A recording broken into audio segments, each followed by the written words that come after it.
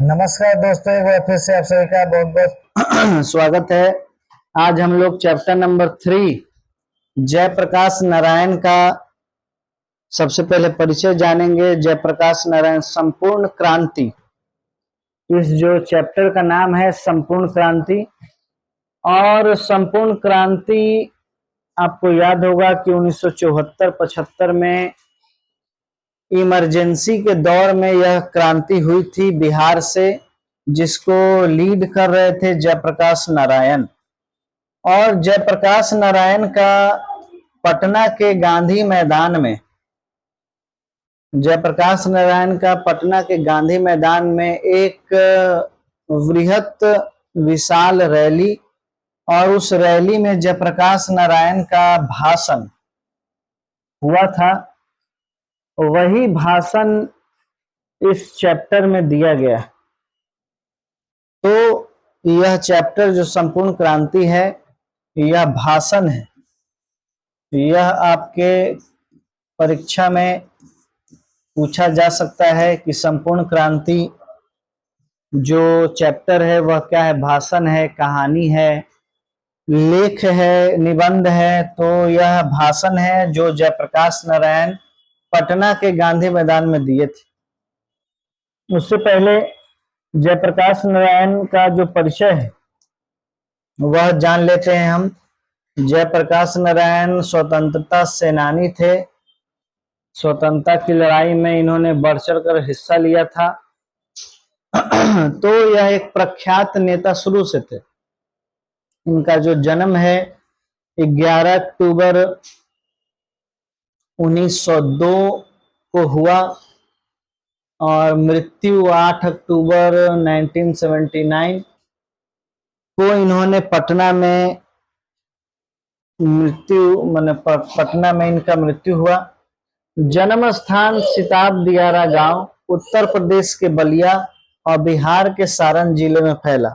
तो इनका जो जन्म है, इनका जो गांव है सिताब दियारा, वह यूपी और बिहार के सारण जिला, यूपी का बलिया जिला, दोनों के बॉर्डर के हिस्से में सिताब दियारा पड़ता है। तो इनका जो जन्म है वह सिताब दियारा में। तो इस प्रकार से इनका जो ताल्लुक है वह यूपी से भी है और बिहार से भी। इनके बचपन का नाम बाउल था, इसको याद रखिएगा। जयप्रकाश नारायण के बचपन का नाम क्या था। बड़े होने पर जेपी नाम से प्रसिद्ध, अपनी जन पक्षधरता के लिए लोकनायक के रूप में प्रसिद्ध, और बड़े होने के बाद लोकनायक के नाम से यह प्रसिद्ध हुए। सभी जानते हैं कि लोकनायक जयप्रकाश नारायण, तो इनको लोकनायक की उपाधि दी गई। आगे इनकी माता का नाम फूल रानी, पिता का नाम हरसु दयाल, पत्नी प्रभावती देवी प्रसिद्ध गांधीवादी ब्रजकिशोर प्रसाद की पुत्री। अब इनकी जो पत्नी है प्रभावती देवी, यह भी स्वतंत्रता सेनानी रह चुकी है। प्रभावती देवी का जिक्र जब भी बिहार के स्वतंत्रता आंदोलन का जिक्र होता है तो प्रभावती देवी का जिक्र होता है, क्योंकि यह ब्रजकिशोर प्रसाद जो प्रसिद्ध गांधीवादी हैं और एक बड़े स्वतंत्रता सेनानी रहे, उनकी पुत्री थी। तो यह भी बढ़ चढ़ कर हिस्सा लेती है। आरंभिक शिक्षा घर पर ही, फिर पटना कॉलेजिएट पटना में दाखिल हुए। यही बिहार में हिंदी के वर्तमान स्थिति विषय पर लेख के लिए सर्वोच्च पुरस्कार प्राप्त किया। इसके बाद पटना कॉलेज पटना में प्रवेश। असहयोग आंदोलन के दौरान शिक्षा अधूरी छोड़ी। 1922 में शिक्षा प्राप्ति के लिए अमेरिका गए। वहां कैलिफोर्निया, बर्कले, विस्कन्सिन, मेडिसिन आदि कई विश्वविद्यालयों में अध्ययन। मार्क्सवाद और समाजवाद की शिक्षा यही ग्रहण की। मां की अव्यवस्था के कारण पीएचडी न कर सके और देश लौटा। तो उसके बाद देखिए शिक्षा इनका काफी बढ़िया रहा है। आरंभिक शिक्षा तो घर पर ही हुआ, उसके बाद यह पटना आ गए। पटना कॉलेजिएट में फिर दाखिल हुए। हिंदी में लेखनी का इनको सर्वोच्च पुरस्कार मिला उस दौरान। असहयोग आंदोलन के दौरान इनकी परीक्षा थी, इंटर की परीक्षा थी असहयोग आंदोलन के दौरान। लेकिन असहयोग महात्मा गांधी के आह्वान पर इन्होंने शिक्षा अपनी इंटर की पढ़ाई पूरी नहीं की, छोड़ दी, परीक्षा नहीं दी। फिर बाद में असहयोग आंदोलन जब बंद हो गया तो 1922 में वे अमेरिका चले गए। अमेरिका के कई विश्वविद्यालयों में पढ़ा, वहीं मार्क्सवाद और समाजवाद का भी अध्ययन किया। और इनकी माँ का जो तबीयत है वो काफी ज्यादा खराब हो गया, जिसके कारण वह पीएचडी न कर सके और भारत लौट आए। राजनीतिक जीवन इनका जानेंगे। तब 1929 में कांग्रेस में शामिल। तो देखिए, जब वो अमेरिका से आते हैं तो कांग्रेस में शामिल हो जाते हैं। 1932 में सविनय अवज्ञा आंदोलन के दौरान जेल गए। 1932 में जेल जाते हैं। जेल से बाहर निकलकर कांग्रेस के अंदर ही कांग्रेस सोशलिस्ट पार्टी, तो जब जेल से बाहर आते हैं तो 1934 में कांग्रेस सोशलिस्ट पार्टी का गठन में इनकी अहम भूमिका है। फिर 1939 में, फिर 43 में भी जेल गए। 42 के आंदोलन में विशेष प्रसिद्धि मिली। आजादी के बाद 1952 में प्रजा सोशलिस्ट पार्टी के गठन में योगदान।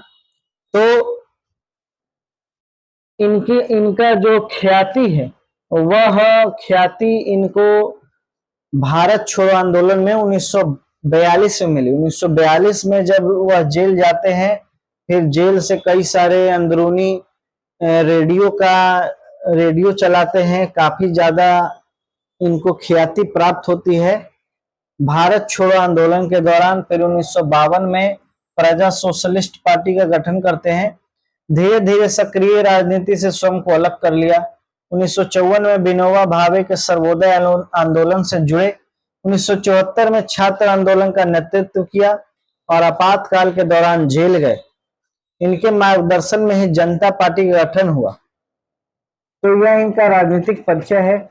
1929 में कांग्रेस में ज्वाइन किए, फिर 1934 में कांग्रेस सोशलिस्ट पार्टी का गठन किया, फिर लगातार जेल जाते रहे। 1942 में भारत छोड़ो आंदोलन में इनको काफी ख्याति प्राप्त हुआ और उसके बाद प्रजा सोशलिस्ट पार्टी का गठन किया, लेकिन बाद में राजनीतिक से अलग हो गए। 1954 में जब विनोबा भावे का सर्वोदय आंदोलन हुआ, नहीं, विनोबा भावे जो सर्वोदय आंदोलन किया जिसमें भूमि दान करने का आह्वान किया, उसमें यह जुड़े और काफी इन्होंने काम किया। उसके बाद 1974 में छात्रों के कहने पर छात्र आंदोलन, आपातकाल के दौरान जेल गए और इन्हीं के मार्गदर्शन में जनता पार्टी का गठन हुआ। जनता पार्टी का गठन होता है 1979 में और यही जनता पार्टी आज कई सारे राजनीतिक पार्टी में, तो जैसे जनता दल यूनाइटेड, आरजेडी, जनता दल, कई सारे जनता दल बन चुके हैं आज। इनके द्वारा क्या क्या लिखा गया है, कृतियां, रिस्ट्रिक्शन ऑफ इंडियन पॉलिटी, कुछ कविताएं भी लिखी, डायरी भी, निबंध भी प्रकाशित। 1965 में समाज सेवा के लिए मैग्सेस सम्मान मिला उनको। 1998 में भारत रत्न। जयप्रकाश नारायण 20वीं सदी में भारत के एक प्रमुख समाजविद, विचारक, क्रांतिदर्शी नेता, समर्पित समाजकर्मी तथा विद्रोही स्वाधीनता सेनानी थे। उनका अध्ययन विशाल और वैविध्यपूर्ण था। तो 1998 में इनको भारत सरकार द्वारा भारत रत्न दिया जाता है। इस प्रकार से जयप्रकाश नारायण काफी ख्यातिपूर्ण सामाजिक और स्वाधीनता में भी इनकी कई सारी लड़ाइयां हैं।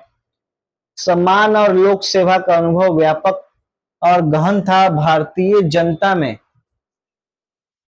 उनकी अस्थायी विश्वसनीयता और प्रतिष्ठा थी। निष्ठा और अध्यावास से परिपूर्ण अपने सक्रिय रचनात्मक सार्वजनिक जीवन में उन्होंने अंतर्राष्ट्रीय पहचान, प्रतिष्ठा कमाई। वे अपने समय में विश्व के कुछ चुने हुए लोकतांत्रिक नेताओं में से एक थे। विदेश से अपनी शिक्षा पूरी कर लौटने के बाद उन्होंने स्वाधीनता संघर्ष में अपने को झोंक दिया। स्वाधीनता संघर्ष में उनकी भूमिका क्रांतिधर्मी थी। स्वाधीनता प्राप्ति के बाद उन्होंने सत्ता केंद्रित राजनीति के बदले अपने लिए लोकतांत्रिक रचनात्मक राजनीति और समाज सेवा का मार्ग चुना। उन्होंने समता, न्याय, सामाजिक परिवर्तन और लोकतंत्र के पक्ष में पत्रकारिता की तथा लोक सेवा के अनेक कार्यक्रम और अभियान चलाए। पड़ोसी देश नेपाल में लोकशाही के लिए हुए संघर्ष में भी उनका योगदान रहा। गांधीवादी के संसर्ग में आकर उन्होंने अपनी लोक निष्ठा अधिक सुदृढ़ की तथा विनोबा भावे के भूदान आंदोलन में उल्लेखनीय रचनात्मक भूमिका निभाई। 60 के दशक में अपनी ईमानदारी, त्याग और निस्वार्थ लोक सेवा के कारण जनता के बीच अर्जित अपनी विश्वसनीयता के चलते उन्होंने डाकुओं के हृदय में परिवर्तन, पुनर्वास को लेकर उल्लेखनीय उपलब्धि हासिल की। आगे जब वे देश में आपातकाल लागू हुआ और जनतांत्रिक अधिकारों का क्रूरतापूर्वक दमन किया जाने लगा, तब बिहार, गुजरात सहित समूचे देश में छात्रों और युवाओं का आक्रोश फूट पड़ा। छात्रों और युवाओं के ही अनुरोध पर बुढ़ापा और बीमारी के बावजूद जयप्रकाश नारायण ने आंदोलन का नेतृत्व स्वीकार किया। तब आंदोलन ने देखते ही देखते राष्ट्रव्यापी संगठित रूप धारण किया। जयप्रकाश नारायण लोक नायक कहकर पुकारे गए और वे युवा शक्ति के प्रतीक तथा युवाओं के हृदय सम्राट बन गए। उन्होंने संपूर्ण क्रांति का नारा दिया और सुविचारित राजनीतिक सामाजिक कार्यक्रम प्रस्तुत करते हुए उन पर अमल करने को व्यापक अपील की। तो जयप्रकाश नारायण का जो जीवन है वह स्वाधीनता संग्राम से लेकर के आपातकाल के लिए युद्ध हो वहां तक उन्होंने विनोबा भावे के साथ भूदान आंदोलन में काम किया। छात्रों के साथ मिलकर जो आपातकाल का विरोध किया। उसके बाद वे जेल भी गए। जनता पार्टी के गठन में उनका योगदान रहा। इस प्रकार से उनका पूरा जीवन लोकतांत्रिक मूल्यों पर न्यौछावर रहा। संपूर्ण क्रांति का उन्होंने नारा दिया। सत्ता परिवर्तन उसका प्रारंभिक चरण भर था। आगे न्याय, सामाजिक कार्यक्रम थे जिन्होंने अनवरत संगठित प्रयासों द्वारा ही पूरा किया जा सकता था। जयप्रकाश नारायण बुरी तरह अस्वस्थ हो चुके थे। शीघ्र ही पटना में उनका अवसान हो गया। सत्ता बदल गई थी किंतु संपूर्ण क्रांति का लक्ष्य सत्ताधारी नेताओं और दलों के आपसी कलह और खींचतान में दूर हुआ चला जा रहा था। कुछ लोककर्मी संगठनों और शक्तियों द्वारा अथक रूप से आज भी इस दिशा में आगे बढ़ते हुए कार्यक्रम चलाए जा रहे हैं। जरूरत है इस दिशा में बड़े पैमाने पर जन संरक्षण के साथ अभियान चलाएगी। तो देखिए, जयप्रकाश नारायण द्वारा अथक प्रयास किया गया लोकतांत्रिक मूल्यों को बचाने का, साथ ही साथ सामाजिक सौहार्द लाने का। जनता पार्टी का गठन किया गया, लेकिन वह जनता पार्टी 2-3 बरस भी टिक ना सकी और उनके बीच के नेताओं में आपसी कलह के बीच जनता पार्टी खंड खंड हो गई। जनता पार्टी कई खंडों में टूट गई और जो जयप्रकाश नारायण चाहते थे वह आज भी मुद्दा गौन हो गया। अब उसी जनता पार्टी से निकले हुए कई सारे नेताओं को आपने देखा है, चाहे वह नरेंद्र मोदी हो गए, लालू यादव हो गए, नीतीश कुमार हो गए, सुशील मोदी जो अभी हाल ही में उनका देहांत हो गया, शरद यादव, कई सारे नेता जो अभी आपको भारतीय राजनीति में दिखते हैं, जिनकी भारतीय राजनीति में पैठ है, वह सब जनता पार्टी से निकले हुए नेता हैं। और जो जयप्रकाश नारायण का जो आंदोलन था, जो संपूर्ण क्रांति थी, वो कहीं ना कहीं आज भी अधूरी है। आज भी इसको पूरा नहीं किया जा सका है। यहाँ 5 जून 1974 में पटना के गांधी मैदान में दिए गए जयप्रकाश नारायण के संपूर्ण क्रांति वाले ऐतिहासिक भाषण का एक अंश प्रस्तुत है। संपूर्ण भाषण स्वतंत्र पुस्तिका के रूप में जनमुक्ति पटना से प्रकाशित है।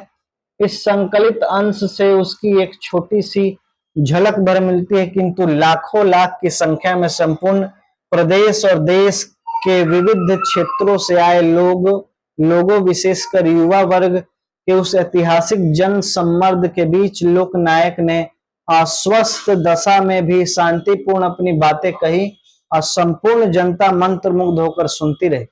भाषण के बाद लोगों के हृदय में क्रांतिकारी विचार धधक उठे और आंदोलन ने विराट रूप धारण कर लिया। पटना के गांधी मैदान में फिर न वैसी भीड़ इकट्ठा हुई और न वैसा कोई प्रेरक भाषण और पुरस्कार जनसंवाद कार्यक्रम हो सका।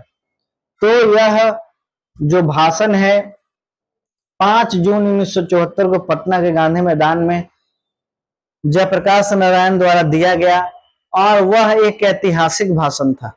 वैसा भाषण अभी ना ही उसके बाद कभी दिया गया, ना ही वैसी भीड़ जुटी और ना ही वैसे अब लोग रहे।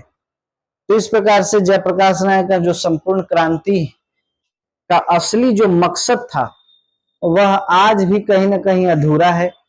अब हम अगले क्लास में संपूर्ण क्रांति जो जयप्रकाश नारायण का भाषण का अंश दिया गया है उसको पढ़ेंगे और जानेंगे कि जयप्रकाश नारायण की क्या क्रांतिकारी सोच थे और असल में संपूर्ण क्रांति का क्या मकसद था। तब तक के लिए बहुत बहुत नमस्कार दोस्तों, एक बार फिर से आप सभी का बहुत बहुत स्वागत है। हम संपूर्ण क्रांति पढ़ रहे थे, कल जयप्रकाश नारायण के बारे में पढ़े। जयप्रकाश नारायण में 2-4 बात याद रखने की जरूरत है। पहला कि उनके बचपन का नाम बाउल था, बाउल। और दूसरा कि वह असहयोग आंदोलन के समय से स्वतंत्रता आंदोलन में भाग लेना शुरू किए, जबकि वह छात्र थे। असहयोग आंदोलन के समय वह छात्र ही थे, पटना कॉलेज में पढ़ाई कर रहे थे, इंटर की परीक्षा दे रहे थे और परीक्षा में 7 दिन बाकी ही था तो असहयोग आंदोलन के आह्वान पर उन्होंने कॉलेज छोड़ दिया। उसके बाद 1929 में अमेरिका चले गए, अमेरिका से पढ़ के वापस आए, फिर कांग्रेस ज्वाइन किया 1929 में। तो यह 2-4 बात है जो अभी, और उनका प्रसिद्ध नाम लोकनायक जयप्रकाश नारायण हुआ। यह 3-4 बात आपको याद रखने की आवश्यकता है क्योंकि यह ऑब्जेक्टिव के लिहाज से जरूरी। अब हम संपूर्ण क्रांति में जो कि भाषण है, भाषण का एक अंश है, जयप्रकाश नारायण के भाषण का अंश है, उसे हम यहाँ पढ़ेंगे। क्या जयप्रकाश नारायण की उस समय क्या भावनाएं थी, क्या चाहते थे, सब कुछ इसमें बताया गया है। बिहार प्रदेश छात्र संघर्ष समिति, इसको याद रखिएगा, बिहार प्रदेश छात्र संघर्ष समिति को याद रखिएगा। यही समिति मूल रूप से संपूर्ण क्रांति में हिस्सा ले रही थी। जितने भी छात्रों का संगठन था वह बिहार प्रदेश छात्र संघर्ष समिति बनाया गया था। इसी के बैनर तले क्रांति हो रही थी। कि मेरे युवक साथियों, बिहार प्रदेश के असंख्य नागरिक भाइयों और बहनों, अभी अभी रेणु जी ने जो कविता पढ़ी, अनुरोध तो वास्तव में उनका था, सुनाना तो वह चाहते थे। मुझसे पूछा गया कि वह कविता सुना दे या नहीं। मैंने स्वीकार किया, लेकिन उसने बहुत सारी स्मृतियां और अभी हाल की बहुत दुखद स्मृतियों को जागृत कर दिया है। इससे हृदय भर उठा है। आपको शायद मालूम न होगा कि जब मैं वेल्लोर अस्पताल के लिए रवाना हुआ था तो जाते समय मद्रास में 2 दिन अपने मित्र श्री ईश्वर अय्यर के साथ रुका था। अब इसको आपको लिख लेना है, याद कर लेना है कि जब जयप्रकाश नारायण वेल्लोर थे, मद्रास गए हुए थे, तब वे अपने मित्र श्री ईश्वर अय्यर के यहाँ रुके थे। वहां दिनकर जी गंगा बाबू मिलने आए। तो दिनकर बाबू मतलब रामधारी सिंह दिनकर, रामधारी सिंह दिनकर वहीं मद्रास में थे उस समय। बल्कि गंगा बाबू तो साथ ही रहते थे और दिनकर जी बड़े प्रसन्न दिखे। उन्होंने अभी हाल की अपनी कुछ कविताएं सुनाई और मुझसे कहा कि आपने जो आंदोलन शुरू किया है, जितनी मेरी आशाएं हैं आपसे लगी थी, उन सबकी पूर्ति आपके इस आंदोलन में, इस नए आह्वान में देश के तरुणों का आपने जो किया है मैं देखता हूं। तालियां हरगिज न बजाइए, मेरी बात चुपचाप सुनिए। तो देखिए, दिनकर जी का उसी समय देहांत हो गया था और उससे पहले वे जयप्रकाश नारायण से मिले थे और हर संभव प्रयास करने के लिए और उनसे जो भी बन पड़ेगा वह करने के लिए जयप्रकाश नारायण को उन्होंने आह्वान दिया था, लेकिन बीच में ही उनकी मृत्यु हो गई। अब मेरे मुंह से आप हुंकार नहीं सुनेंगे, लेकिन जो कुछ विचार मैं आपसे कहूंगा वे विचार हुंकारों से भरे होंगे, क्रांतिकारी वे विचार होंगे जिन पर अमल करना आसान नहीं होगा। अमल करने के लिए बलिदान करना होगा, कष्ट सहना होगा, गोली और लाठियों का सामना करना होगा, जेलों को भरना होगा, जमीनों की कुर्कियां होगी, यह सब होगा। यह क्रांति है मित्रों, और संपूर्ण क्रांति।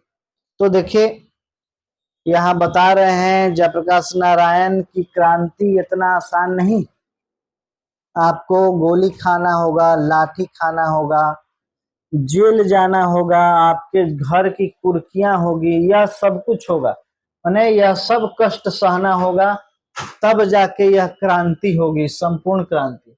यह कोई विधानसभा के विघटन का ही आंदोलन नहीं, वह तो एक मंजिल है जो रास्ते में है, दूर जाना है, दूर जाना है। जवाहरलाल नेहरू के शब्दों में, अभी न जाने कितने मीलों इस देश की जनता को जाना है उस स्वराज को प्राप्त करने के लिए, जिसके लिए देश के हजारों लाखों जवानों ने कुर्बानियां दी, जिसके लिए सरदार भगत सिंह, उनके साथी, बंगाल के सारे क्रांतिकारी साथी, महाराष्ट्र के साथी, देश भर के क्रांतिकारी सभी लोगों का निशाना बने, या तो फांसी पर लटकाए गए, जिस स्वराज के लिए लाखों लाख देश की जनता बार बार जेलों को भरती रही। लेकिन आज 27-28 वर्ष के बाद जो स्वराज्य है उसमें जनता कराह रही।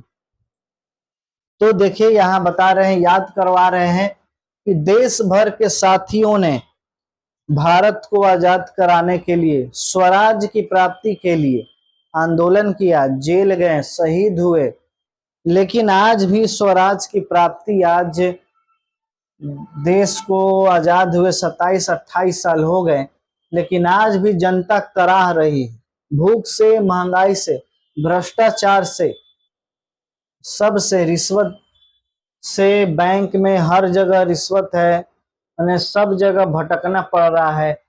सरकारी दफ्तरों में, बैंकों में, हर जगह टिकट लेना है, उसमें जहां भी हो रिश्वत के बगैर काम नहीं जनता का होता। हर प्रकार के अन्याय के नीचे जनता दब रही है। शिक्षा संस्थाएं भ्रष्ट हो रही है, हजारों नौजवानों का भविष्य अंधेरे में पड़ा हुआ है, जीवन का नष्ट हो रहा है। शिक्षा दी जाती है, गुलामी की शिक्षा। तो इस वह यह भाषण है जब जयप्रकाश नारायण दिए थे कि हर जगह भ्रष्टाचार है, बिना रिश्वत के कोई काम नहीं होता। ट्रेन का टिकट लेना हो या सरकारी दफ्तरों में काम करवाना हो, कुछ भी करवाना हो, बिना रिश्वत के काम नहीं होता है। यह उस समय 74 में यह पढ़ा गया भाषण है, लेकिन ऐसा मालूम होता है कि यह वर्तमान स्थिति में भी बिल्कुल फिट बैठ रहा है। वर्तमान स्थिति यही हालात है। शिक्षा पाकर दर दर ठोकरे खाना, नौकरी के लिए नौकरियां मिलती ही नहीं, दिन पर दिन बेरोजगारी बढ़ती जाती है, गरीब की बेरोजगारी बढ़ती जाती है। गरीबी हटाओ के नारे जरूर लगते हैं, लेकिन गरीबी बढ़ी है पिछले वर्षों में। तो आगे बता रहे हैं कि गरीबी हटाओ का नारा दिया जाता है, लेकिन वर्तमान यह है कि गरीबी बढ़ ही रही। तो मित्रों, आज की स्थिति यह है, और इस स्थिति में वहां दिनकर जी ने कुछ हमें अपने शब्द सुनाए, बड़े हृदयग्राही थे। और उसी रात जब विदा हुए, उसी रात को हमारे मित्र रामनाथ जी गोयनका, इंडियन एक्सप्रेस के मालिक के घर पर वह मेहमान थे। रात को दिल का दौरा पड़ा, 3 मिनट में उनका अस्पताल पहुंचाया गया। गोयनका जी ने 3 मिनट में, विलिंगडन नर्सिंग होम शायद उसे कहते, सारा इंतजाम था वहां पर। पटना का अस्पताल तो पता नहीं 3 घंटे में भी तैयार न हो पाता। सभी डॉक्टर सब तरह के औजार लेकर तैयार थे, लेकिन दिनकर जी का हार्ट फिर से जिंदा न हो पाया। उसी रात उनका निधन हो गया। ऐसी चोट लगी उनकी यह कविता सुन के, उनका मुंह, उनका वह सुंदर सौम्य जोशीला चेहरा याद आ गया। अब यह देखिए, दिनकर जी की मृत्यु का बात कर रहे हैं। जब दिनकर जी मद्रास में थे और अपने एक मित्र के यहाँ माने रामनाथ गोयनका जी के यहाँ रुके हुए थे और उसी समय उनको दिल का दौरा पड़ा। आनन फानन में 3 मिनट में उनको अस्पताल पहुंचाया गया, लेकिन कोई भी औजार काम नहीं कर पाया। फिर दिनकर जी वापस उनका हृदय जाग न सका और उनकी मृत्यु हो गई। आज लगता है हमारे दो मित्रों की कितनी कमी है। आज भाई बेनीपुरी जी होते, उनकी लेखनी में जो ताकत थी, आज के जुलूस का, आज की इस सभा का जो वर्णन वह देते, एक एक शब्द में अंगार होते। आज दिनकर जी जो कविता लिखते नए भारत के नवनिर्माण के लिए, जो देश के युवकों और छात्रों और देश की साधारण व्यक्तियों, नर और नारियों के द्वारा आज से हो रहा है शुरू, प्रारंभ हो गया है, वह कविता शायद इसी नवीन क्रांति का एक अमर साहित्य बन जाती। लेकिन आज दोनों ही नहीं, न दिनकर जी हैं न बेनीपुरी जी। तो उसके बाद दिनकर जी के बाद बेनीपुरी जी को याद करते हुए कहते हैं कि उनकी जो कविता है वह छात्रों में, युवाओं में, देश के साधारण व्यक्तियों में जोश और क्रांति भर देता अगर बेनीपुरी जी होते और दिनकर जी होते। लेकिन आज दोनों की कमी इस देश को खल रही है। तो मित्रों, ये स्मृतियां जाग रही है और इनका भार हृदय पर है। मैं तो थक गया हूँ, लेकिन आज बड़ी भारी जिम्मेदारी हमारे कंधों पर आई और मैंने इस जिम्मेदारी को अपनी तरफ से मांग करके नहीं लाया है। तरुणों से, छात्रों से बराबर कहता रहा हूं। जब पहले हमने आह्वान किया था यूथ फॉर डेमोक्रेसी का, लोकतंत्र में युवकों का क्या रोल है, यह हमने जो बताया था उसमें लिखा था। और उसके बाद बराबर कहता रहा हूं, संचालन समिति में बहस करता रहा हूं। हम बूढ़े हो गए, हमारी सलाह ले लीजिए, हमें दूसरी पीढ़ी के हो गए, आप नई पीढ़ी के लोग हैं, देश का भविष्य आपके हाथ में। उत्साह है आपके अंदर, शक्ति है आपके अंदर, जवानी है आपके अंदर, आप नेता बनिए। तो यहाँ देखिए, जयप्रकाश नारायण देश के युवाओं से जो है आह्वान कर रहे हैं कि हम बूढ़े हो चले हैं, लेकिन देश युवाओं के बागडोर में है, बागडोर युवाओं को अब संभालना है। इसीलिए आप देश के भविष्य हैं, आप इस क्रांति में शामिल होइए, क्रांति करिए और देश के नेता बनिए, देश को आगे ले जाइए। मैं आपको सलाह दूंगा। तो छात्रों ने कहा, जयप्रकाश जी, मार्गदर्शन से काम नहीं चलेगा, आपको नेतृत्व स्वीकार करना पड़ेगा। मैं टालता रहा, लेकिन अंत में वेल्लोर जाते समय मैंने उनके आग्रह को स्वीकार किया। स्वीकार करते समय मैंने अनुभव किया कि अपनी अयोग्यता का और नम्रता पूर्वक यह स्वीकार किया। परंतु छात्रों से भी, आप सब से भी यह अनुरोध है कि नाम के लिए मुझे नेता नहीं बनना है। मुझे सामने खड़ा करके और कोई हमें डिटेक्ट करे पीछे से क्या करना है। जयप्रकाश नारायण तुम्हें, तो इस नेतृत्व को कल मैं छोड़ देना चाहूंगा। मैं सबकी सलाह लूंगा, तालियां नहीं, बात सुनिए, बात समझिए, सबकी बात सुनूंगा। छात्रों की बात जितना भी ज्यादा होगा, जितना भी समय मेरे पास होगा, उनसे बहस करूंगा, समझेंगे और अधिक से अधिक उनकी बात मैं स्वीकार करूंगा। आपकी बात स्वीकार करूंगा, जन संघर्ष समितियों की, लेकिन फैसला मेरा होगा। इस फैसले को इनको मानना होगा और आपको मानना होगा, तब तो इस नेतृत्व का कोई मतलब है, तब यह क्रांति सफल हो सकती है। तो देखिए, यहाँ बता रहे हैं जयप्रकाश नारायण कि कैसे इस आंदोलन का नेतृत्व हमने संभाला। छात्रों की संघर्ष समिति मेरे यहाँ पहुंची और मुझे सारी बातें बताई।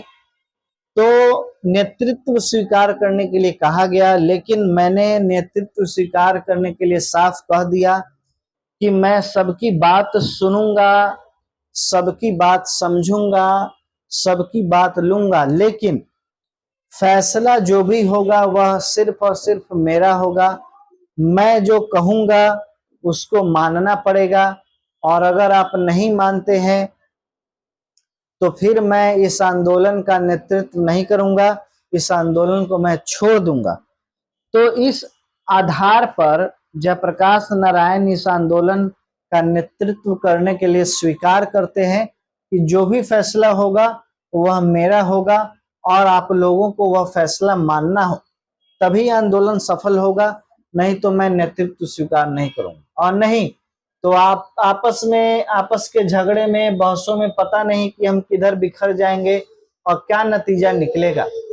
बहुत दिन से सार्वजनिक जीवन में हूं। 1921 में जनवरी के महीने में इसी पटना कॉलेज में आईएससी का विद्यार्थी था, हमारे साथ हमारे निकट के साथी थे, वे सब छात्रवृत्ति पाने वाले थे। मुझे भी छात्रवृत्ति मिलती थी, सब अव्वल दर्जे के क्रीम थे उस समय के विद्यार्थियों में। और हम सब ने एक साथ गांधी जी के आह्वान पर असहयोग किया। असहयोग करने के बाद करीब 1.5 वर्ष यूं ही मेरा जीवन बीता। चूंकि मैं साइंस का विद्यार्थी था तो राजेंद्र बाबू के सचिव या मंत्री या मित्र या जो कहिए, मधुकर बाबू उनके जामात बाबू फूलदेव सहाय वर्मा थे, उनके पास भेज दिया गया कि फूलदेव बाबू के साथ रहो और उनकी लेबोरेटरी में, उनकी प्रयोगशाला में कुछ प्रयोग करो और उनसे कुछ सीखो। महामना मदन मोहन मालवीय जी के लिए मेरे हृदय में पूजा का भाव, परंतु हिंदू विश्वविद्यालय में भी मैं दाखिला होने के लिए मैं तैयार नहीं था, क्योंकि सरकारी रुपया सरकारी एड मदद विश्वविद्यालय को मिलती थी। स्वतंत्र नहीं था, वह पूर्ण रूप से राष्ट्रीय विश्वविद्यालय नहीं था। तो देखिए, जैसा कि बताए थे कि जयप्रकाश नारायण असहयोग आंदोलन के समय जब गांधी जी ने आह्वान किया, तब इन्होंने अपनी पढ़ाई छोड़ दी, परीक्षा छोड़ दिया और 1.5 साल तक पढ़ाई छोड़ दी। बाद में राजेंद्र बाबू के कहे अनुसार फूलदेव सहाय बाबू के लेबोरेटरी में इनको प्रयोग करने के लिए छूट मिला, इन्होंने प्रयोग किया। और मदन मोहन मालवीय के बारे में बता रहे हैं कि वह पूजनीय हैं, लेकिन हिंदू विश्वविद्यालय में भी उन्होंने दाखिला लेना स्वीकार नहीं किया जयप्रकाश नारायण ने, क्योंकि हिंदू विश्वविद्यालय का जो खर्चा है वह सरकारी पैसा से उनको दिया जाता था, यानी अंग्रेजों के पैसे हिंदू विश्वविद्यालय में लगा करते थे। तो बस इस बात पर उन्होंने हिंदू विश्वविद्यालय में भी दाखिला नहीं लिया, मदन मोहन मालवीय के कहने पर भी नहीं लिया। और चूंकि बात थी कि राष्ट्रीय विश्वविद्यालयों में ही सिर्फ दाखिला लेना है, इसलिए उन्होंने यह स्वीकार नहीं किया। तो देखिए, जयप्रकाश नारायण के अंदर राष्ट्रीय भावना इस प्रकार थी कि उन्होंने हिंदू विश्वविद्यालय तक में दाखिला नहीं लिया, क्योंकि उनके खर्चे भी अंग्रेज चला रहे थे। तो इस प्रकार यह अपनी राष्ट्रीयता का परिचय दे रहे हैं जयप्रकाश नारायण कि वह भी क्या जमाना था।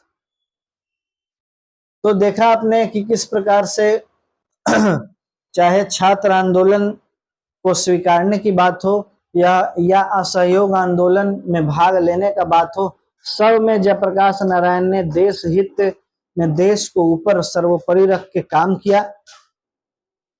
अब इसमें हम आगे कल पढ़ेंगे और जानेंगे कि और आगे भाषणों में क्या क्या अंश इन्होंने गिनाए, भ्रष्टाचार के अलावा और क्या क्या बातें थी जो उस समय फैली हुई थी।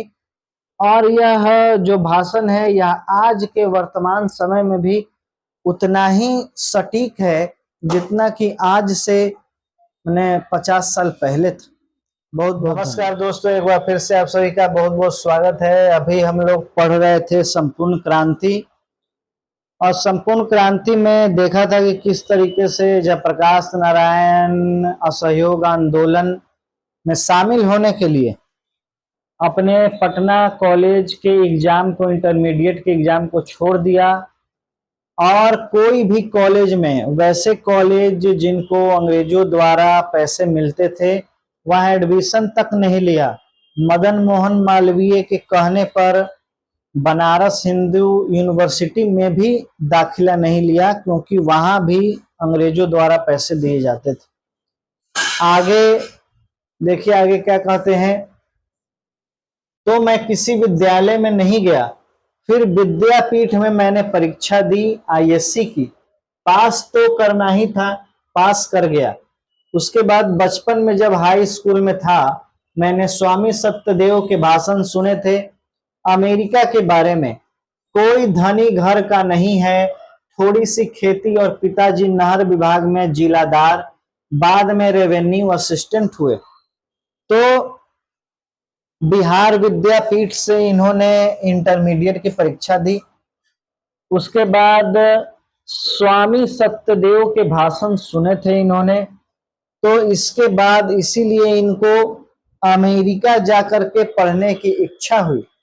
इनके भाषण सुनने के बाद सत्यदेव, स्वामी सत्यदेव, इसको याद रखिएगा कि स्वामी सत्यदेव के भाषण सुनने के बाद इनको अमेरिका जाने की इच्छा हुई। इनके पिताजी जो है नन गजटेड ऑफिसर थे, नहर में पहले जिलादार थे, उसके बाद रेवेन्यू असिस्टेंट हुए।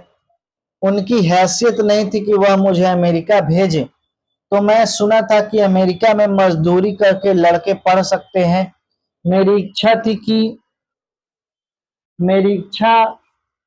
कि आगे पढ़ना है मुझे। आंदोलन तो गिराव पर आ गया है, चढ़ाव पर था, उतर चुका है। इस बीच अमेरिका से कुछ शिक्षा प्राप्त करके आ जाओ, इसीलिए अमेरिका गया। कुछ लोग हैं जो हमारे, पता नहीं कि उन्हें किस नाम से पुकारूं, मुझे आज वर्षों से गालियां देते रहे। कितनी गालियां मुझे दी गई। चूंकि अमेरिका में मैंने पढ़ा, इसलिए मैं अमेरिका का दलाल बना हूं। निक्सन को दे दो तार, जयप्रकाश की हो गई हार, ये नारे लगाए।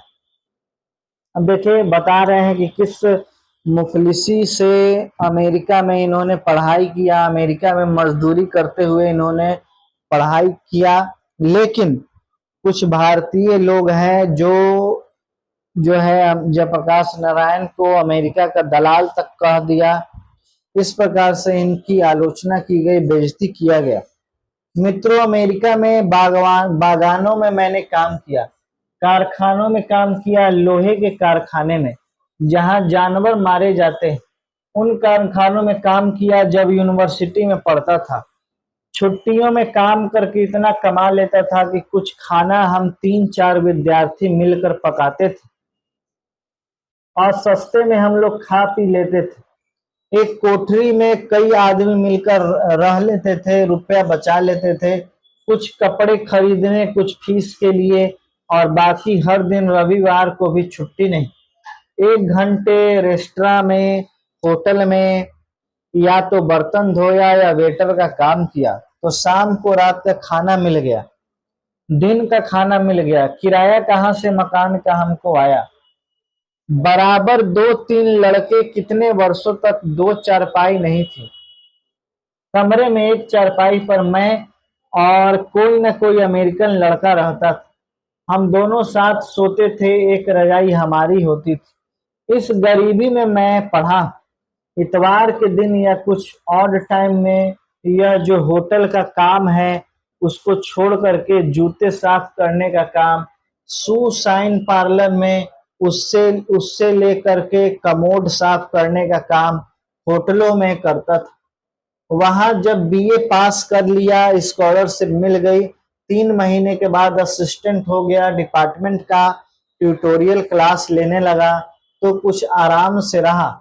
इस बीच में इन लोगों से पूछिए, मेरा इतिहास ये जानते हैं और जानकर भी मुझे गालियां देते हैं।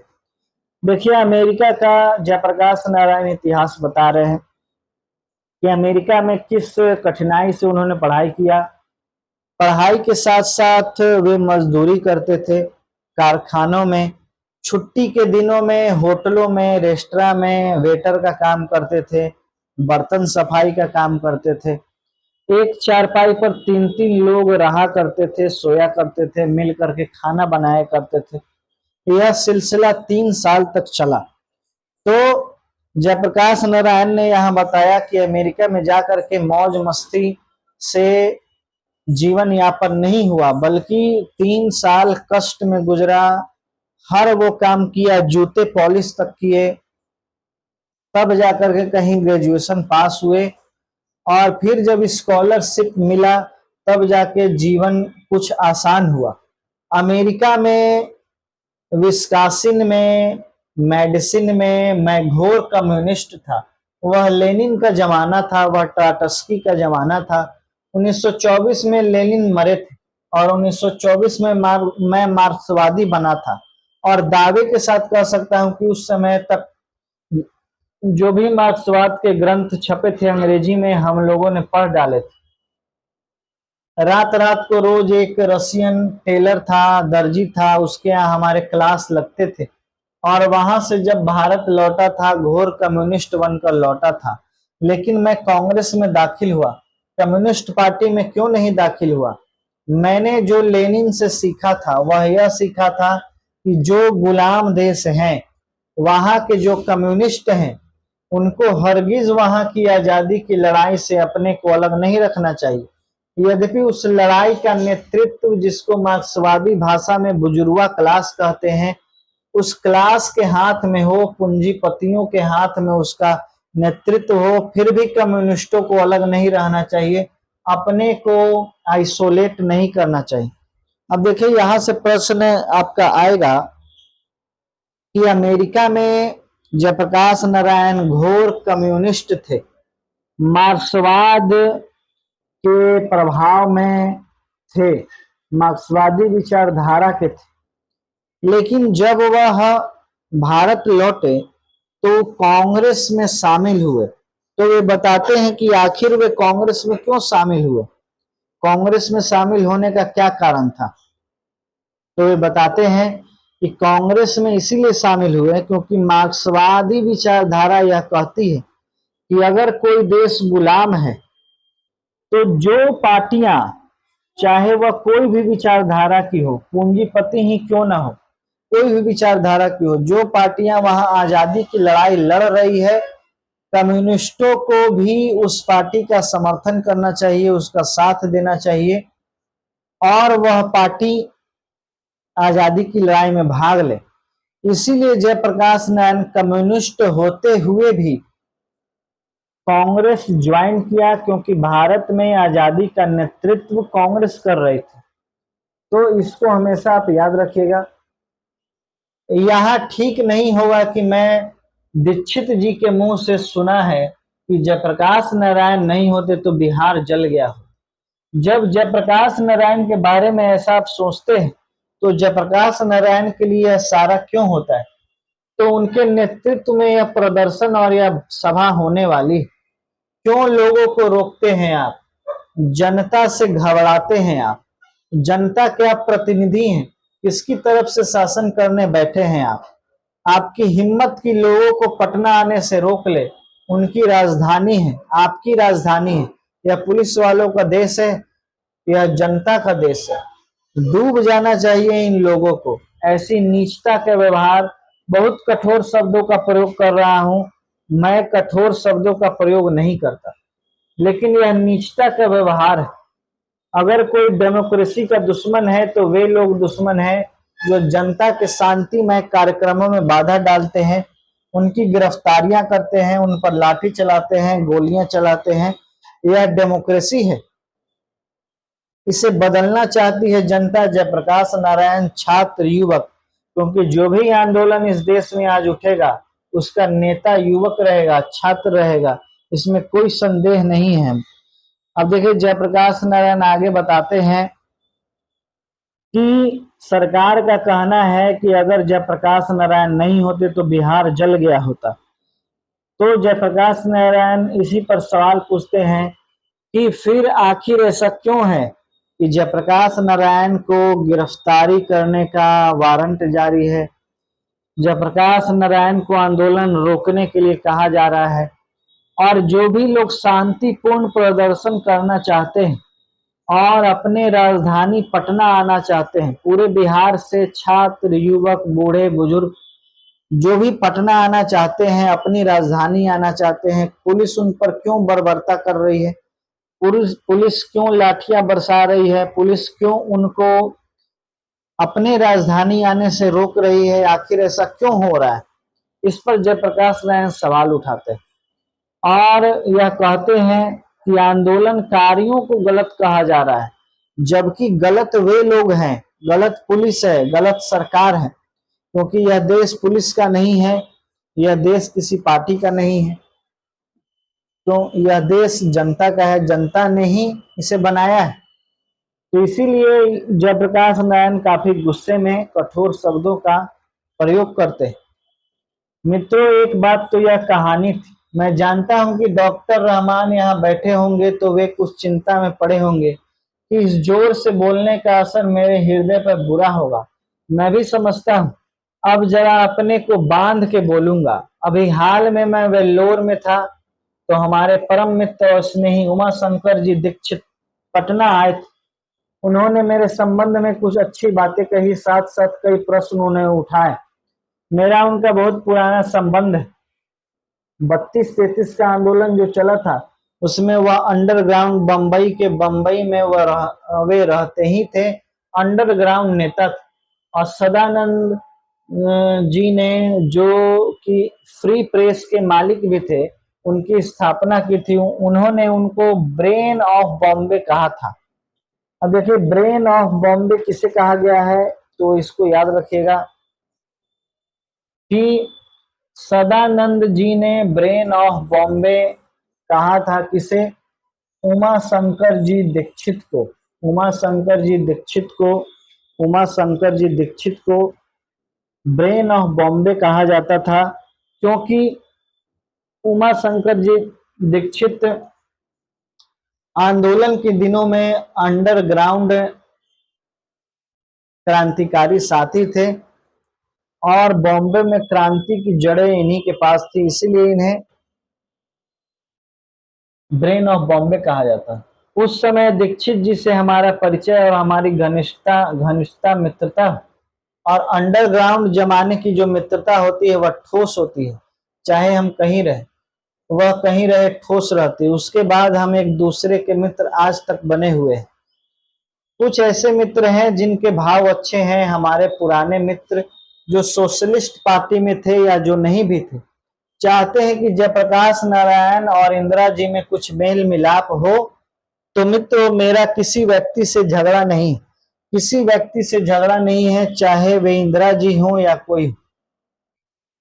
अब देखिए, यहाँ जयप्रकाश नारायण कह रहे हैं कि कोई भी किसी भी व्यक्ति से मेरा झगड़ा नहीं है। मैं इंदिरा जी या सरकार में बैठा कोई भी व्यक्ति से मेरा कोई झगड़ा नहीं है। तो देखिए क्या है झगड़ा? किसी व्यक्ति, हमें तो नीतियों से झगड़ा है, सिद्धांतों से झगड़ा है, कार्यों से झगड़ा है। जो कार्य गलत होंगे, जो नीति गलत होगी, जो सिद्धांत प्रिंसिपल्स गलत होंगे, जो पॉलिसी गलत होगी, चाहे वह कोई भी करे, मैं विरोध करूंगा अपनी अकल के मुताबिक। तो देखिए, यहाँ बता दिए हैं कि इनका जो झगड़ा है वह किसी व्यक्ति से नहीं है, बल्कि इनका जो झगड़ा है नीतियों से है, सिद्धांतों से है, कार्यों से, इनसे झगड़ा है। जो नीति, जो प्रिंसिपल, जो सिद्धांत गलत है उनके विरोध में है और उसी से झगड़ा है। यहाँ कोई व्यक्ति विशेष से झगड़ा नहीं। जो पॉलिसी गलत होगी, चाहे वह कोई भी करे, मैं विरोध करूंगा अपनी अकल के मुताबिक। हम लोग इनकी तरह नौजवान थे उस जमाने में, लेकिन यह जुर्रत होती थी कि हम लोग की बापू के सामने हम कहते थे हम नहीं मानते हैं बापू यह बात। और बापू में इतनी महत्ता थी कि, इतनी महानता थी कि बुरा नहीं मानते थे, फिर भी बुलाकर हमें प्रेम से समझाना चाहते थे, समझाते थे। तो उनकी भी आलोचना की है मैंने। उस जमाने में तो मैं घोर मार्क्सवादी था, बाद में लोकतांत्रिक समाजवादी बना, किंतु बापू की मृत्यु के बाद कई वर्षों के बाद 1954 में मैं सर्वोदय में आया।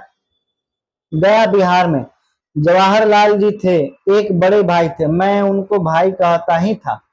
उनका बड़ा स्नेह था हमारे ऊपर, पता नहीं क्यों मुझे वह मानते थे बहुत। मैं उनका बड़ा आदर और प्रेम करता था, लेकिन उनकी कटु आलोचना करता था। उनमें भी बड़प्पन था। अक्सर तो उन्होंने हमारी आलोचनाओं का बुरा नहीं माना, लेकिन पटना फायरिंग पर जो मैंने बयान दिया था, मैं मानता हूं कि बहुत सख्त भाषा का मैंने प्रयोग किया था, उस पर वह बहुत नाराज हुए। लाल बहादुर जी ने कश्मीर के मामले में कुछ किया, मैं उनकी भी आलोचना की, उनको तार भी दिया, यह बहुत गलत काम आपने किया। इससे कश्मीर के सवाल को हल करने में आपको दिक्कत होगी। थोड़े ही दिनों में 18 महीने में वे चल बसे। देश का दुर्भाग्य है, इंदिरा जी से जो मेरा मतभेद है वह जवाहरलाल जी के साथ जो मतभेद थे उनसे कहीं ज्यादा गंभीर है।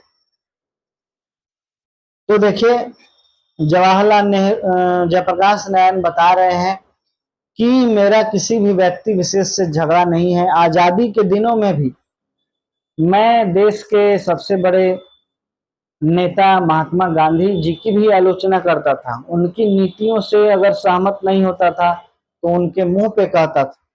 और महात्मा गांधी का बड़प्पन था कि वे बुरा नहीं मानते थे, फिर भी उस बात को समझाना चाहते थे। तो जयप्रकाश नारायण यहाँ बता रहे हैं कि आज विरोध कोई नया नहीं है। कोई भी नीति अगर मुझे गलत लगता था तो मैं वहां विरोध, जवाहरलाल नेहरू का भी विरोध किया, लाल बहादुर शास्त्री का भी विरोध किया। तो जहां जयप्रकाश नारायण यह कह रहे हैं कि जहां जहां मुझे कोई भी गलती दिखाई पड़ती थी, फिर वह चाहे किसी की भी आलोचना करनी हो, मैं वहां झिझकता नहीं था, मैं आलोचना करता ही था। तो इसीलिए यहाँ जयप्रकाश नारायण कहते हैं कि यहाँ कोई भी व्यक्ति विशेष से मेरा कोई झगड़ा नहीं है, मेरा झगड़ा है नीतियों से, मेरा झगड़ा है सिद्धांतों से, और मैं इस नीति सिद्धांत को बदलने के लिए यह क्रांति कर रहा हूं, ना कि मेरा किसी से व्यक्तिगत या इंदिरा जी से व्यक्तिगत कोई लड़ाई। तो इस प्रकार से देखा आपने कि किस प्रकार जयप्रकाश नारायण इस आंदोलन का सही व्याख्या करते हुए बता रहे हैं कि व्यक्ति विशेष से झगड़ा नहीं है बल्कि नीतियों से झगड़ा है। तो आज के लिए इतना ही। आगे कल इस कहानी को, इस लेख को, हम भाषण को कल खत्म करेंगे। तब तक के लिए बहुत नमस्कार दोस्तों, एक बार फिर से आप सभी का बहुत बहुत स्वागत है। हम लोग जयप्रकाश नारायण का भाषण पढ़ रहे थे, संपूर्ण क्रांति पढ़ रहे थे, और हमने पढ़ा कि किस प्रकार से जयप्रकाश नारायण ने बताया कि हमें इंदिरा गांधी से नफरत नहीं है, ना ही उनसे कोई दुश्मनी है।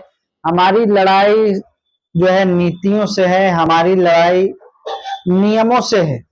और उन्होंने बताया कि किस प्रकार से जवाहरलाल नेहरू जी के साथ भी हमारा जो है पक्ष विपक्ष की बातचीत होती थी। नेहरू जी को मैं भाई कहता था, और नेहरू जी से भी कई मामले में उनसे जो है बहस हुई, चाहे वह तिब्बत का मामला हो, चाहे वह हंगरी का मामला हो।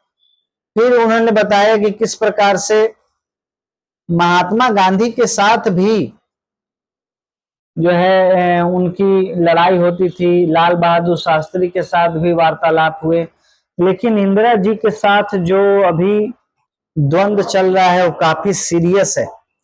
तो जैसे बताया कि जवाहरलाल नेहरू जी से पराराष्ट्र नीतियों के संबंध में, स्वराष्ट्र के संबंध में से अधिक उनसे हमारा मतभेद नहीं था। तिब्बत के मामले में मतभेद था, चीन के मामले में मतभेद था, हंगरी के मामले में था।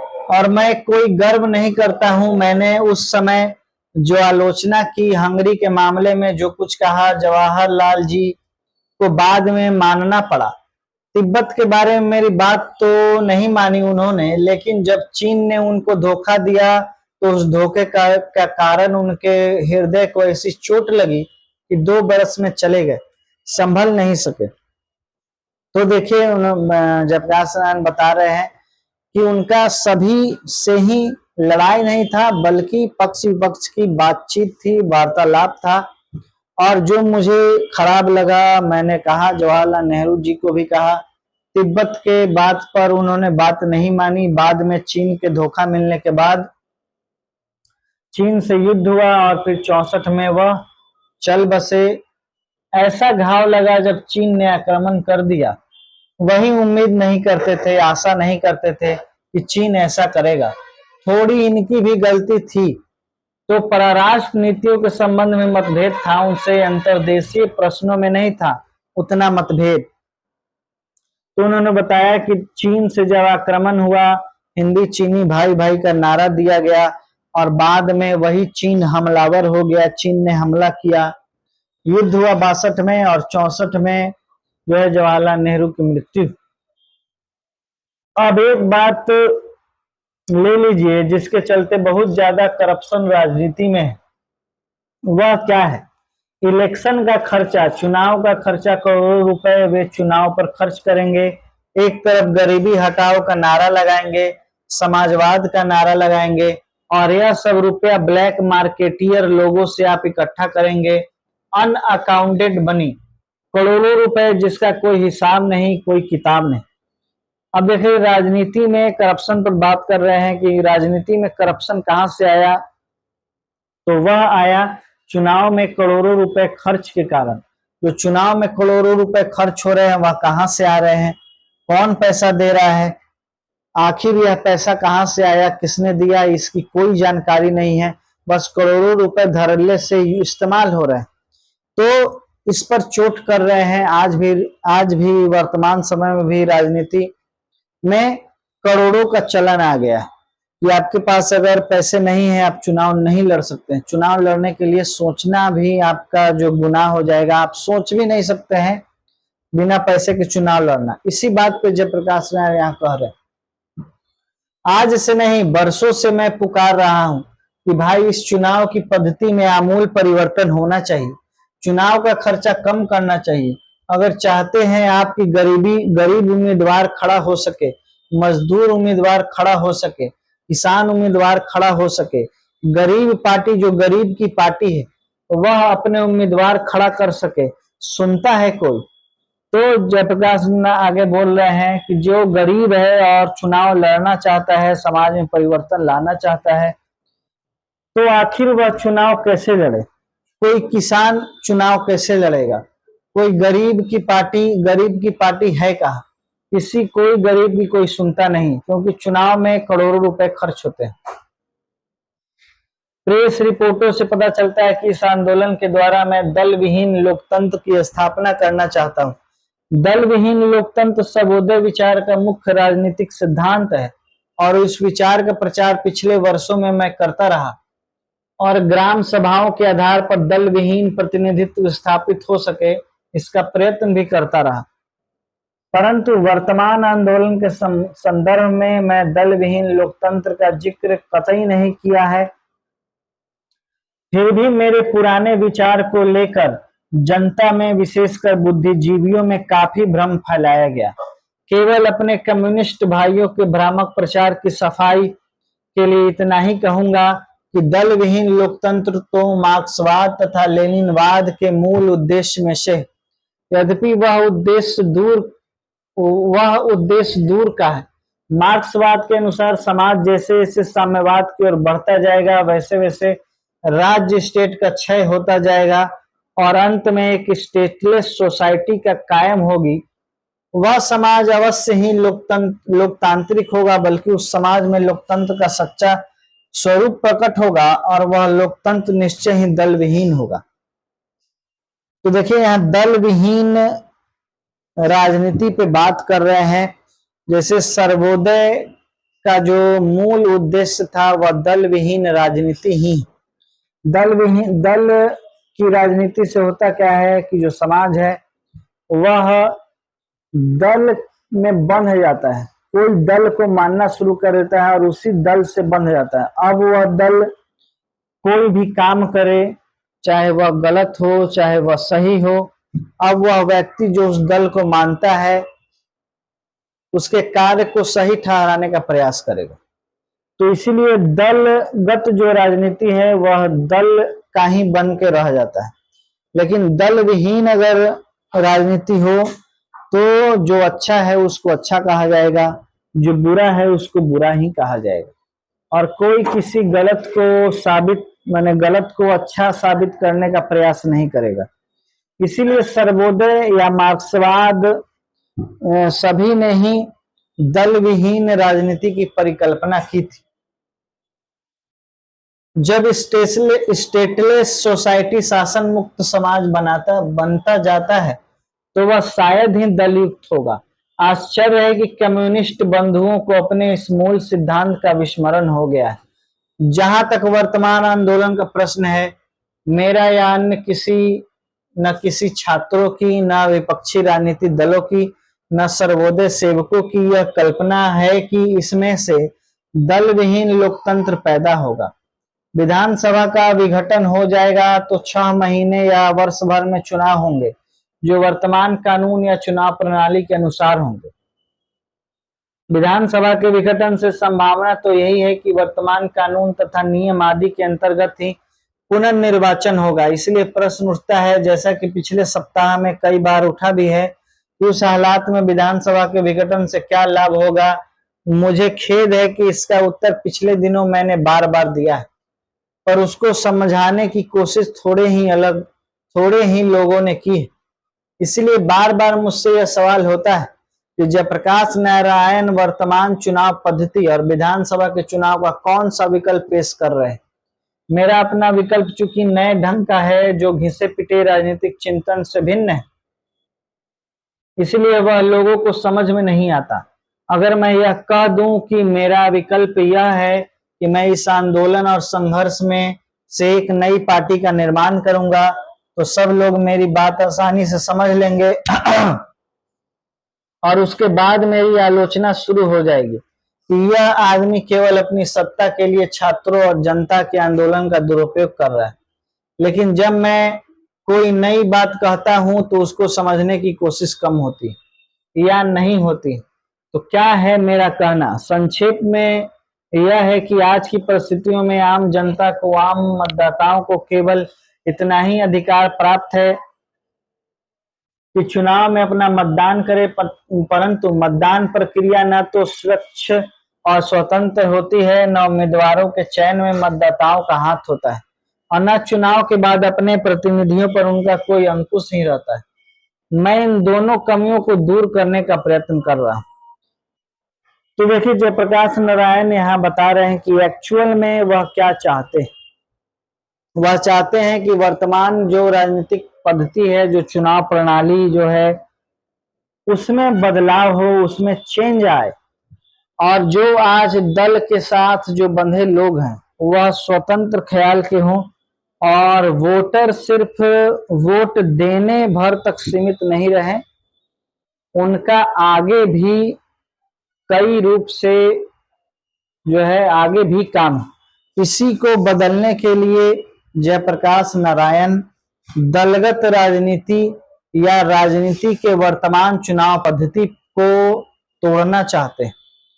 अपना देश पिछड़ा हुआ है, इसलिए इसके बावजूद इसके कि हमने लोकतंत्र की स्थापना की है, विकसित देशों के लोकतांत्रिक समाज में जो प्रतिभाभावी शक्तियां, यानी परस्पर एक दूसरे को प्रभावित करने वाली शक्तियां होती है, जनमत का जो प्रबल प्रभाव प्रतिनिधियों पर निरंतर पड़ता है, जो स्वतंत्र और साहसी प्रेस, पत्र पत्रिकाओं के रोल होते हैं, शिक्षित समुदाय का जो वैचारिक और नैतिक असर होता है, इस सारे इंफ्रास्ट्रक्चर का, यानी जनता और शासन के बीच की संरचना का यहाँ नितांत अभाव।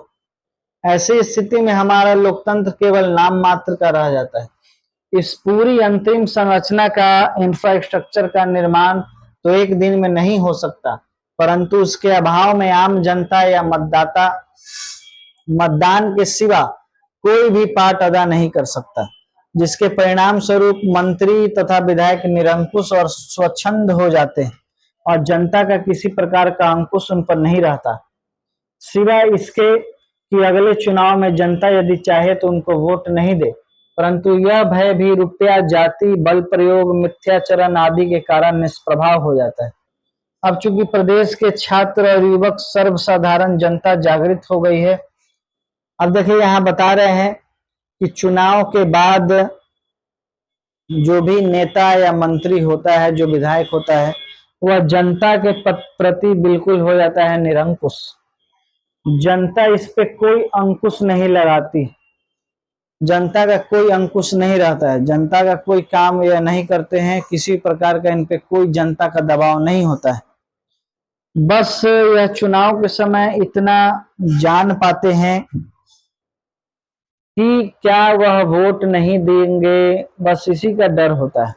इस डर को भी भुनाने के लिए अब क्या हो रहा है कि रुपया, पैसा का इस्तेमाल, जाति का इस्तेमाल, बल का प्रयोग इस प्रकार से किया जाता है ताकि जनता इस माने नेता को यह भी डर नहीं हो कि यह हमें वोट देगी कि नहीं देगी। यह भी जो है पैसे से, जाति से या बल प्रयोग से इसको भी खत्म कर दिया गया। यानी जो नेता विधायक हैं, जो मंत्री हैं, वह बिल्कुल पूरी तरीके से निरंकुश हो गए हैं। इसी निरंकुशता को खत्म करने के लिए जयप्रकाश नारायण यहाँ आंदोलन किए हैं और इस आंदोलन से जो छात्र युवा निकलेंगे इस राजनीतिक पद्धति को बदल देंगे।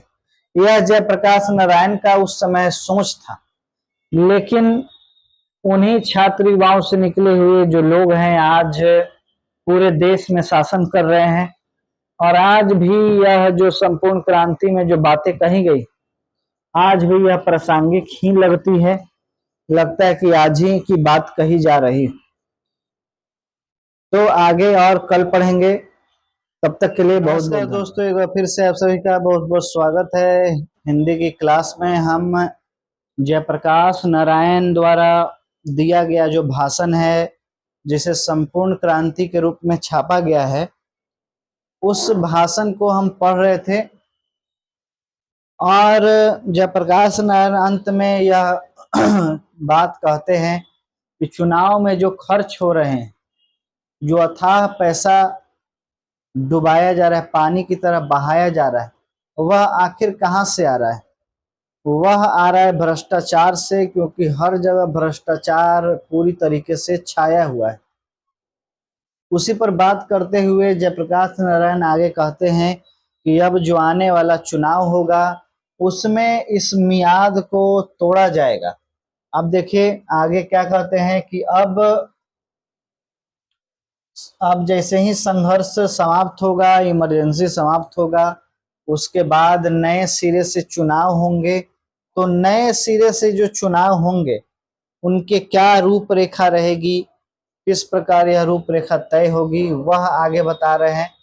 देखिए अब चूंकि प्रदेश के छात्र, युवक और सर्वसाधारण जनता जागृत हो गई है, वह आगे बढ़ रही है और कुछ नया चाहती है। वर्तमान परिस्थितियों में परिवर्तन चाहती है।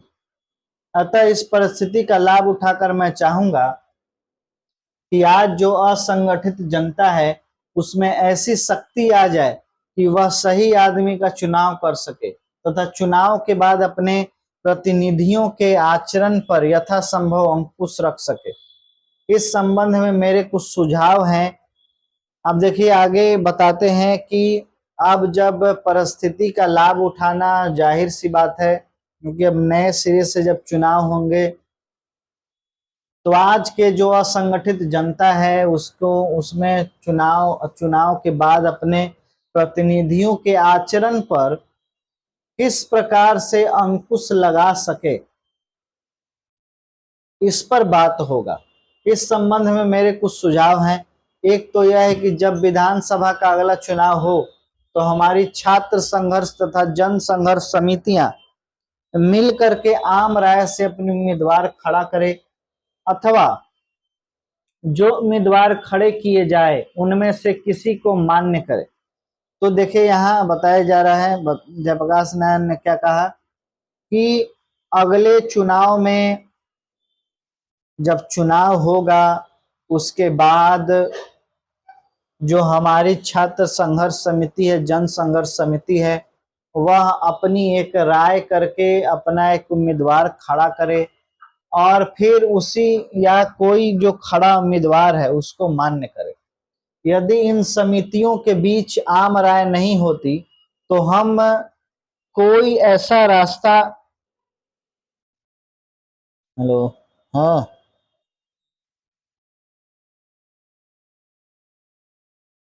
हाँ ले ले। हाँ,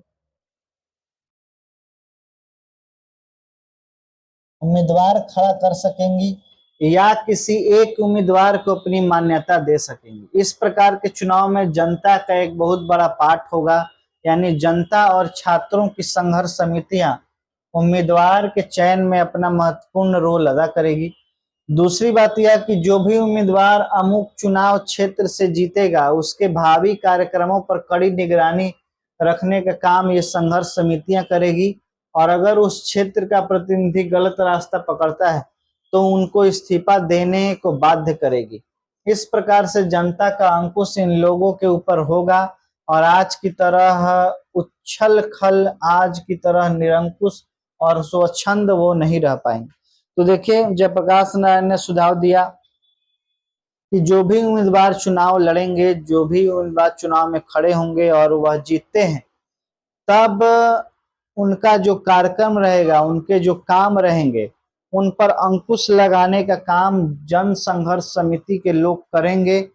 और अगर वह जो भी चुनाव जीते हैं वह काम नहीं करेंगे तो जन संघर्ष समिति उनका इस्तीफा मांगेंगे। इस प्रकार से जनता और उम्मीदवार दोनों के बीच जो है संतुलन बना रहेगा और आज की तरह जिस प्रकार से निरंकुश हो गए हैं उस प्रकार से निरंकुशता नहीं रहेगी। इस सिलसिले में एक और बात स्पष्ट करना आवश्यक है कि जो संघर्ष समितियां छात्रों की या जनता की बन गई हैं या बन रही हैं, उनका काम केवल शासन से संघर्ष करना नहीं, बल्कि उनका काम तो समाज के हर अन्याय और अनीति के विरुद्ध संघर्ष करने का होगा। और इस प्रकार से इन समितियों के लिए बराबर एक महत्वपूर्ण कार्य रहेगा। गांव में छोटे अफसरों या कर्मचारियों की, चाहे वो पुलिस के हों या अन्य किसी प्रकार के जो घूसखोरी चलती, उसके खिलाफ तो संघर्ष रहेगा। साथ साथ जिन बड़े किसानों ने बेनामी या फर्जी बंदोबस्तियां की, उनका भी विरोध ये समितियां करेगी और उनको दुरुस्त करने के लिए संघर्ष करेगी। गांव में तरह तरह के अन्याय होते हैं, मेरी कल्पना है कि ये समितियां उन अन्यायों को भी रोकेगी। इस प्रकार से जनता की या छात्रों की ये निर्दलीय संघर्ष समितियां स्थायी रूप से कायम रहेगी और केवल लोकतंत्र के लिए ही नहीं बल्कि सामाजिक, आर्थिक, नैतिक क्रांति के लिए अथवा संपूर्ण क्रांति के लिए एक बहुत ही जरूरी काम है। तो देखिए, जयप्रकाश नारायण ने इस प्रकार से संघर्ष समितियों को काम दिया कि आपकी लड़ाई सिर्फ चुनाव की लड़ाई नहीं है, बल्कि आप हमेशा भ्रष्टाचार के खिलाफ लड़ाई लड़ेंगे, जो घूसखोरी चल रही है उसके खिलाफ लड़ाई लड़ेंगे, जो बड़े बड़े किसान बड़े बड़े भू अर्जन कर चुके हैं उसके खिलाफ लड़ाई लड़ेंगे और जनता की लड़ाई हमेशा आप लड़ते रहेंगे। इस प्रकार से जयप्रकाश नारायण ने संपूर्ण क्रांति के उस भाषण में, यानी जो गांधी मैदान में दिया गया था, उसमें इन सभी बातों का जिक्र किया। आज के समय में भी यह भाषण उतना ही कारगर और सिद्ध साबित होता है जिस प्रकार से पहले था। आज भी वही भ्रष्टाचार है, वही घूसखोरी चल रही हर जगह त्राहिमाम। लेकिन संपूर्ण क्रांति से निकले जो नेता हैं, जो आज सत्ता में बैठे हुए हैं, क्या इस भाषण को याद है, यह भाषण उनको याद है कि भूल गए? यह अब आप लोगों को तय करना है। इस प्रकार से यह चैप्टर समाप्त हुआ। इसका क्वेश्चन आंसर आपको पीडीएफ के रूप में मिल जाएगा। अब आगे हम लोग एक नए लेसन कल से शुरू करेंगे। तब तक के लिए बहुत बहुत धन्यवाद।